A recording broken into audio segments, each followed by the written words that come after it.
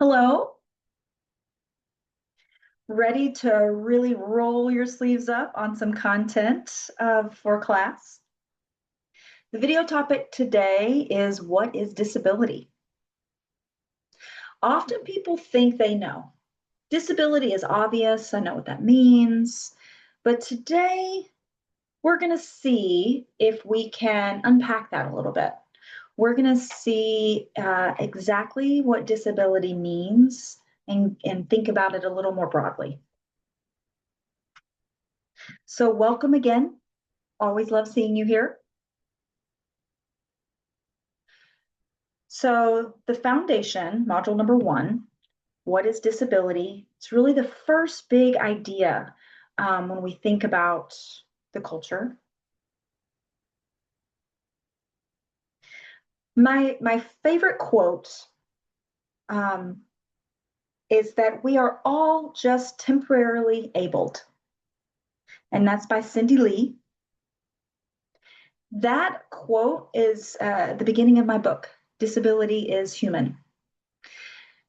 And we really start with that quote, and it's because oftentimes when we think about disability, it's about growing older, or it's a small group of people who are disabled. But really, everyone experiences disability at one point in their life. Disability will be a part of your human experience. So today we're going to talk a little bit about why.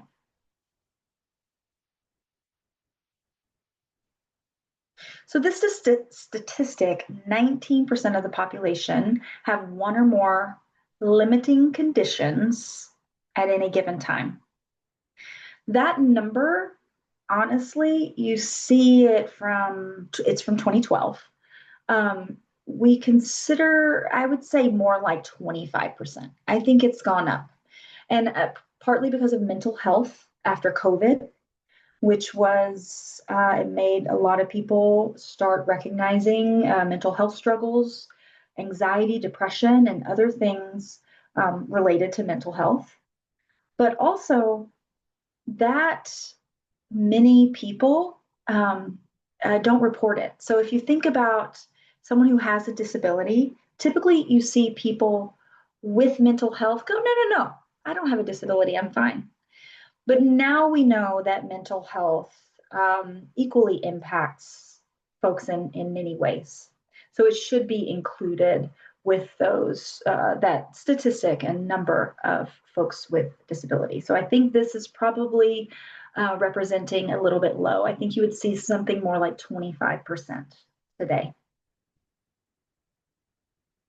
So disabilities can have many different representations. So blind, low vision, uh, that can include people with glasses or people who use guide dogs. So that it varies greatly. And the same with hearing loss, that it can vary greatly from individual to individual. So a lot of people use hearing aids. Part of that population will use capital D, deaf, as an identity. So there's a huge range of experiences for those with people with hearing loss. Disability also includes moving your body, walking, taking stairs, using a wheelchair. Some of those disabilities can be temporary. Maybe someone's recovering from a surgery. Maybe it's 2 months, 6 months, a year of physical limitations that they experience where they're experiencing a disability. And some are not temporary. Some things relate to everyday life. And maybe you can live alone and you can dress yourself and feed yourself and take care of yourself. And you can use the bathroom alone. So those kinds of things can present challenges to people. So they can be considered a disabling experience if those are things you cannot do. So many things relate to disability and impacts of disability happen to a lot of different people in a lot of different ways. So that's why we say disability is very broad. It can be physical health and mental health. So that's many categories fall within the term disability. So different categories, different labels. I'm going to give you a list of characteristics. So categories, people who have hearing loss, for example, is one category. People with physical limitations fall into a different category. If a group has mental health issues, that's a different category. So we use labels to create these categories. And that makes it easier to try to understand what disability is impacting. And it helps when we can kind of segregate them into these different labels. However, that can create challenges as well. So there are challenges with categorizing. And so I'm going to offer some different perspectives on how we think about disability and different types of disability. Definitely, I want you to think about it being on a continuum. So experience and function is all on a continuum about how people are experiencing the world. There are going to be many things that impact that continuum on a day-to-day basis, and we're going to talk about that. When you think about those categories, for example, we'll say hearing loss as a category. There's so much variety within that group of folks with hearing loss. So if you've met one person with hearing loss, you have met one person with hearing loss.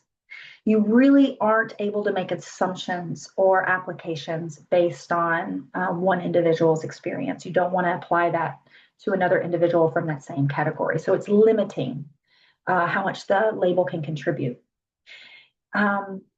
It helps people think about the experience of disability over the diagnosis and over the category. So what your experience is of a disability can be a very empowering question when you are interacting with folks with disabilities. So that's something I want you to keep in mind. So this graphic has a little funny. So we see a drawing, a cartoon here, and it's someone who looks to be older. And it says, would you prefer to be called handicapped or disabled or physically challenged? And then the person in the wheelchair just says, call me Joe. Joe would be fine. So people with disabilities just want to be known as who they are by their name and not the label or category that they may fall into. So it's important to remember that individualization. So it's person first. A disability is one part of your experience. And having a disability is a part of who you are, but it doesn't replace your identity. So remember the name, Joe. Other things to remember when you think about that continuum is disabilities really vary depending on context. So our context in society, different places, different times, the impact of legal issues, you're going to see different pictures on the slides. So if you are considering the time of day. So, for example, some people with medication, if they take medication in the morning, maybe there's a delay before that medication takes effect. So it may be difficult for them to, before they can start doing work or school for the day, or taking medication may be helpful in understanding, whether they've taken the medication or not, and how the disability impacts them for the day. Another graphic you'll see here is the clouds and the sun. So sometimes depression can be related to the weather. So you talk about people who need light and sunshine, or if not, they start experiencing depression. So that just that stimulus of light can have an impact. Something as simple as the weather, and just just what's going on outside can impact mental health. One picture there is a home with a heart. So if you think about someone's home environment, how much support, how strong relationships are, how many people are in the home that are able to support you when you need it, then that's going to impact your disability. Sometimes it's related to food, homework, whatever needs to be done around the home. If you have loving relationships there and you have that support, then that's going to impact your disability experience. So that context is really important in the disabled experience. Another picture, you'll see the Capitol building with the flag on top. That represents legal matters, different supports with, like, the Americans with Disabilities Act, for example. The ADA has been hugely impactful on the disabled experience. It just recently had a birthday, 36 years, I believe. So that is how, has impacted how disabled people are able to integrate with the community and their workplace. So that law has been hugely impactful, and it has given disabled people access to many things in many ways that they did not have before. So sometimes we don't realize how much that's benefited folks. And then the last picture at the bottom is a school. So education, training, if you have access to education and training, the more potential for future success, for self-advocacy, for earnings, and being able to support your family. So access to school and quality of education, it has a huge impact on the disabled experience. So thinking about disability isn't always a standalone experience. It's going to really depend on all these contexts and how that shapes the experience and how it will change along that continuum depending on function on any given day. So that's a lot to cover, but other resources and other things will be discussed around this for the class. So culture is another one. We talk about culture and how we represent culture. So you're seeing more and more disability representation.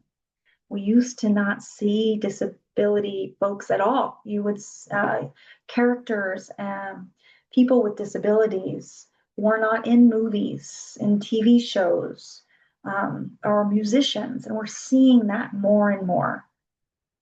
So you'll start to notice on social media how much of an impact that's had, and disability content creators being able to share what life looks like, books that have been written in the recent past, food, music, what apps, YouTube, learning sign language, learning ASL through apps is something that's become a thing. So when we talk about culture, cultural representation, we're going to talk about that a lot this semester, but it's something that's happening more and more these days. And we've already, that disability is variable, we've mentioned, but something I really want you to keep in mind is people with disabilities versus people not with disabilities. Those with disabilities have a huge, even more variation and diversity within that group than folks without disabilities. So if you think about their daily experience and the range of things that are going on with people with disabilities, you can see a lot more variability there. And so that's going to be important to remember that. And then individual, but also personal. So personal experiences, you have relationships with, with your own disability. Part of how you experience the world is, your relationship with your parents, your relationship with peers at school, at work. You can't run from the fact that the disability is involved. You can try, and many people do, but that individual level also means those personal relationships that you have with disability and how disability impacts those personal relationships. So on the slide, Disability is Human, that became the title of my book. And that slide, Disability is Human, wasn't there before. We arrived to that word and that concept after a lot of discussion with my team. And earlier, the slide said, disability is not neutral. As it relates to the psychological and the emotional part. So we wanted to expand on that concept of the emotions involved, the psychological aspect. And the woman who designed all of the art here that you see, her name is Emily. And one day she said, not neutral. I'm not sure how I feel about that. And she said, what about human? And it just was a light bulb moment. And we were just like, oh, well, and the entire team was in full agreement. And we were like, yes, that is a much better description. So disability is human really encompasses the whole. It's the physical, it's the psychological, it's relationships, it's emotion. So remembering that disability is not only about the thing or the impact, it's about how you experience the world. It's about the journey and the entire experience as a whole. It's the human experience. So thanks to Emily. I always like to give her props for that moment, that aha moment that we had. So this picture that you see here, I want to explain kind of what you see. You'll see it on canvas, on the front of canvas. So I want to explain why. Emily, again, the person who designed the artwork, you see flowers and the sun and the clouds and the rolling hills.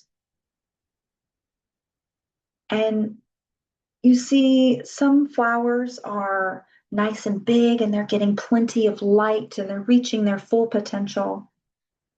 And you can see that they're rich and have valuable experiences. And then you're going to see this other area that's a bit darker, that's not in the sunshine, it's not getting as much light. And maybe those flowers aren't reaching their full potential. So what that represents, the clouds are representing the barriers within society for folks with disabilities. And the flowers are not receiving enough light. They're not being able to grow and reach their, full capacity. So when you compare those two, that disability daily experience versus those without, those standing in the sun, those maybe who are getting enough food to grow and those who may not be. So you think about those barriers, it's something to consider. So that's what that artwork represents. And thank you for your attention today. That was a lot of information. If you have questions, concerns, reach out, chat, let's talk in office hours. I look forward to moving forward with class.